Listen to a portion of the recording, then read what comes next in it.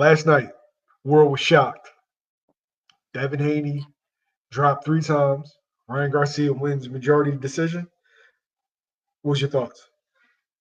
I'm surprised. I honestly am. I honestly am surprised. But as I sit back with it in hindsight, I realize that when I try to delve into the mind of Ryan, I think he did he played his best hand.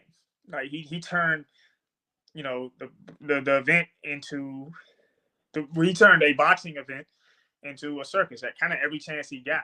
He used social media and all the attention he garners to his advantage, doing crazy stuff, doing wild stuff, to the point that I think it and Devin will probably say it didn't, but it dulled his flame a little bit for this fight. He worked hard, he did all the work, but when you got your whole crew saying, "Yeah, look at this motherfucker, look what he doing now, man, you got this, man, you got it, man, easy, it's easy work, man." Devin the Dream rides on. You got your team kind of moving, probably moving like that, and not to mention Ryan doing so much goofy shit. Bill is calling for his head. You're the one staring dead at him in the eyes, just counting the seconds away until you get to take a crack at him. You know what I mean? I think Ryan, honestly, he massively went about the mental warfare that comes with boxing. It's it like everybody's thinking he's crazy. Mental evaluations, drinking a fake beer at the weigh-in, drinking probably grape juice out of wine bottles, making people say like, "Oh, he's gonna kill, like he's gonna beat this dude's ass. He's gonna beat this dude's ass," and he had and it worked. It worked. He was doing something. I mean, he was in the gym. He was doing something. I mean, I think he knew I probably can't beat Devin in a purely technical fight. I need to make this go a little past boxing. I need him to take his mind off of what needs to be done in the ring. So I'm being his face. Where your mom at, bitch, doing? Call him out his name, and threatening to beat up people in the stands and shit like that. So I think all of that carried in. By the time the fight came, the fight was won mentally before the first bell, and then it was just too late for Devin to switch back on, lock back in. I couldn't really hear the crowd was so loud, so I couldn't really hear what Bill was telling them. Like, we know the hook's coming. I heard that part, but at the same time, with Bill being probably in his head about the situation, about everything that Ryan was doing, I think he wasn't able to coach as as clearly and concisely as he needed to, and Devin wasn't able to fight as clean and concisely as he needed to, because like Devin stopped jabbing. Devin had one of the best jabs in the fight game.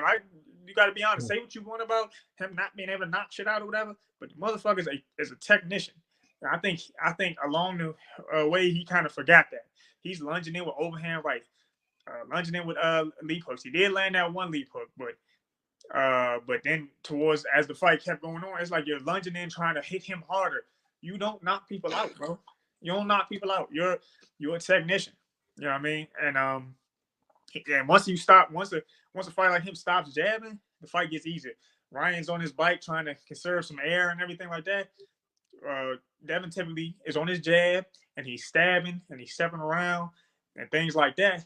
He didn't go in there with a clear mind. I say all that to say he didn't go in there with a clear mind, and Ryan took full advantage. And I mean, honestly, Ryan, well played to you. Now, as far as him missing weight, I don't give a fuck what nobody kind of says. Like, I mean, I don't think Devin should hang his head too much, because so you lost to a welterweight. You're 140 pounder. You lost to a welterweight that night. My whole thing is you make weight, and then but Devin felt he would that the weight wouldn't matter. That's his hubris. That's a 25-year-old man's arrogance. Especially when you're successful, you have a right to be arrogant like that. You have a right to think to yourself that, Joe, that shit doesn't matter. He's not a better fighter than me. But you're not thinking with it. But if you're gonna go in there half cocked, not in there with a clear mind, that the nightmare scenario for Devin Haney, it happened. Where does he go from here? Devin? Yeah.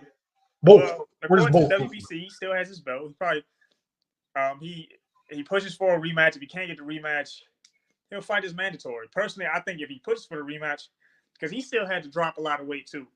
He was a big guy. Devin, he was big in the ring. I think Ryan just was bigger, but I think you probably just fight him at a catchweight, really. If he's going, if they want to say, let's say they want to do it at 45, maybe take it at 45. That's less weight you got to cut. There's more time for you to focus on your skills. You know what I mean, and make sure that the entire training camp doesn't turn into a weight loss boot camp. You know what I mean? Where does Ryan go from there? Ryan. The thing is, where Ryan is now, it doesn't look like he wants to necessarily fight at 140, but he can get some 140 pounders that go up to a catchweight. He could probably get some welterweights to come down for a catchweight. He's he's still a star. He still garners a lot of attention. This is still going to be the most money a lot of these fighters have made, and I think with having that power is going to allow him to kind of pick whoever he wants. A fight with Conor Benn would be. Fight with Conor Benn would have some intrigue. You know what I mean? He can, like Ryan Sells over here, probably fight him in Vegas or LA.